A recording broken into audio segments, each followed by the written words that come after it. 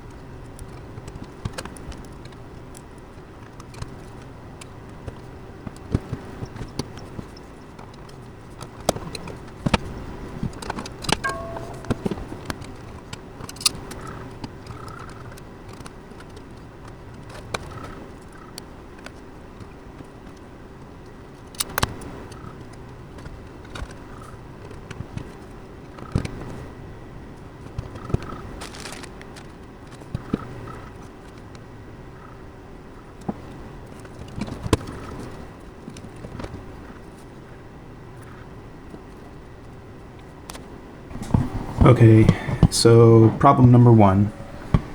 The way that this case is configured, these hard drives right here will not work in the spot that is dedicated for it. At least not with this motherboard. This hard drive bay wants to sit here on these studs, but there's a couple problems. Both of the interfaces for these drives are right here, right above the motherboard connector for the power supply. That's going to stick up at least to be even with this connector right here. This way. So that's going to want to go in there. And there's going to be a power supply going into here. Clearly, this blocks the motherboard power. Instead of having it there, I'll move it and create some space, some little standoffs over here, and it can sit here. I think that's my only option. But over here on this side, this will work fine. There's no problems over here.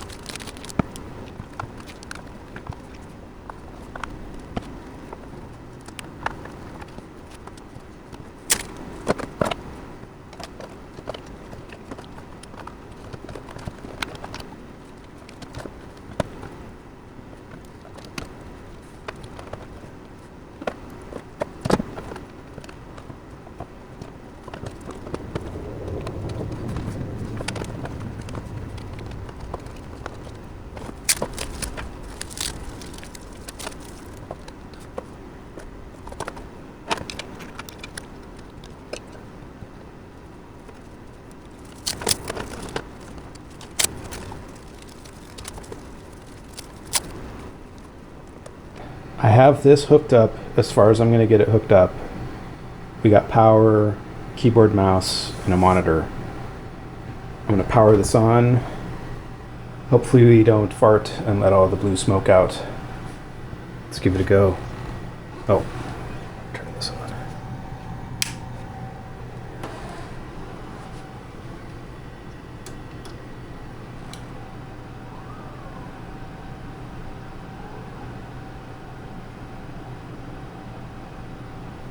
Oh, we got something.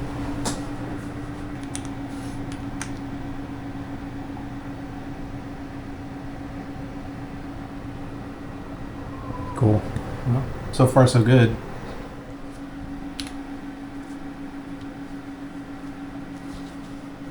All right, so it wants me to be optimized. Okay. Well, this is a good sign. I'm going to do some configuration and see about getting this up and running. Cool. Bring it back.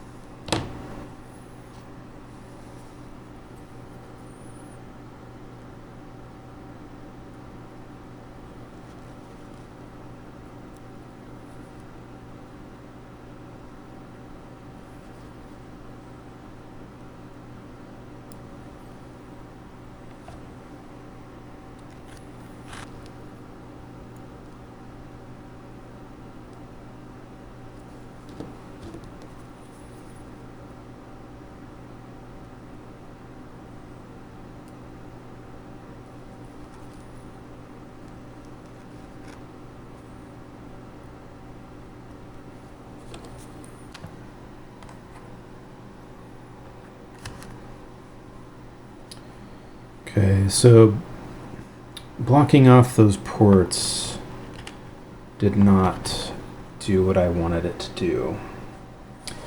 I think what's happening here, so just for those that don't know, modern hard drives and SAS drives have a power off function now. So without going into too much detail, there's 3 different voltages that go into the drives. There's 12 volt, 5 volt, and 3 volt. Back in the day, I don't know, I guess the 3 volt was used for something, but it's not used anymore. So it's always 12 volt and 5 volt. So what they did is they took one of those 3 volt pins, and if you supply 3 volts to that pin, it actually powers off the drive. That's useful for a server, like a big, data center, whatever. You got a lot of servers or something, or you've got 24 of these in a bay.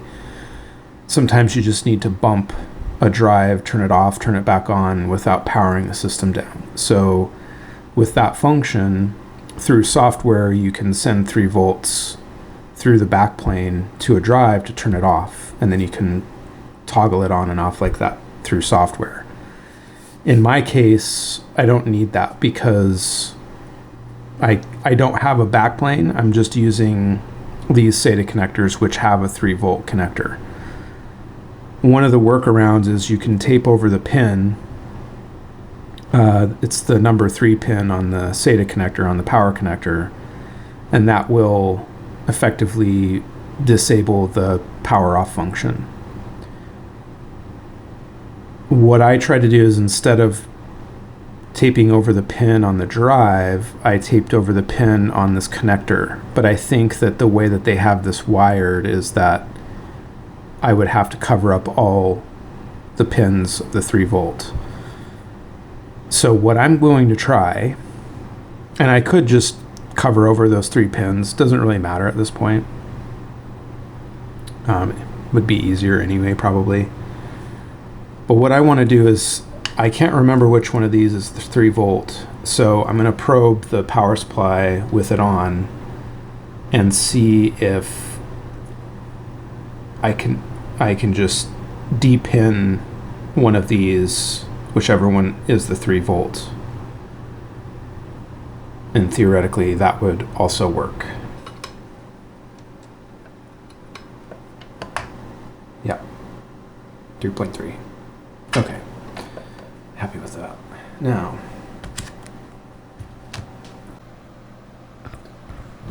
all right, we got the hard drives working. Hopefully you can see that there. All 4 drives are seen.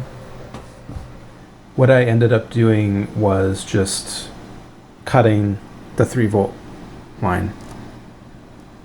It's very destructive. You probably can't see that, but they're just hanging out there. If I ever need them, I can splice them back together. I don't think it's a big deal right now. I tried using the Kapton tape on all of the pins, but only some of the drives were coming up, and it just kind of triggered a warning in my head that that's just going to be unreliable. This is for sure not going to work because there's no 3-volt rail going to these drives anymore. I think for now I'm going to just try to get the OS installed. I'm not going to bother you with that. That's pretty bog standard stuff, so I'm just going to do that on the side here. I'll bring you back when we start getting it loaded into there and doing that stuff, because that's going to be more interesting. I got this closet cleaned up a little bit. What I'm going to do next is just vacuum this up a little more. It's really dusty and stuff over here. I'm going to move this printer. Yeah, then I'm just going to start reconfiguring. This is all configured and ready to go. I've got all of the media on there I want, and my media server transferred over, so that's all complete. We'll get it racked up, we'll get everything buttoned up, and get some new stuff installed. Okay, while you guys were not looking, I went ahead and powered everything down. I took the UPS out and took it out to the garage, took the case off, and cleaned it out. I'm going to start rearranging this, so let's keep going.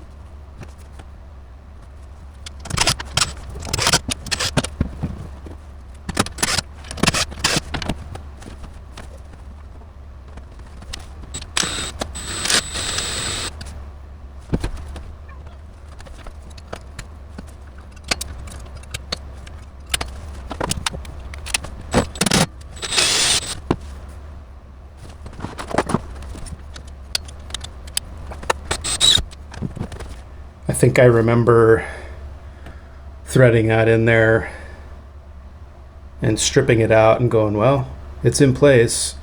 I'll never need to get this out again. And here we are. We got it out. Let's keep going.